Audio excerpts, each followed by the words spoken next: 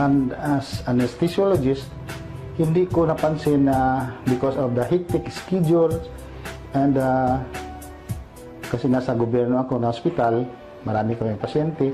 And from time to time, tinatawagan naman ako sa mga private hospitals na dalawa dito sa Surigao. So kahit napagod, walang tulog, minsan hindi pa nakakain, pupunta na sa operating room dahil nandoon na yung pasyente. Naturally, yung health aspect mo mag-back down. So, there was one point in my career na pag aakyat ako sa second floor kasi nandoon yung operating room namin sa hospital, medyo humihingal ako. Sasakit, naninikip na yung dibdib ko, para akong sinasakal, minsan nagbablard yung vision ko. Yun pala, mataas na masyado yung blood pressure ko. Umabot minsan ng 180 over 120.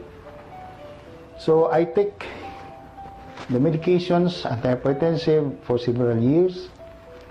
And ganoon pa rin.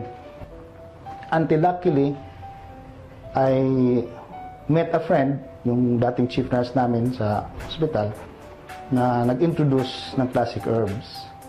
As a physician, I asked for documents to prove kung anong sinasabi nila.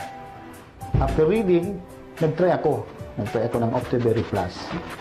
And lo and behold, after 1 month of continuous taking the Optiberry Plus, unti-unting naramdaman ko na pag-akyat ko ng second floor, nawawala na yung paninikip ng dibdib ko, yung parang sinasakal yung leg ko.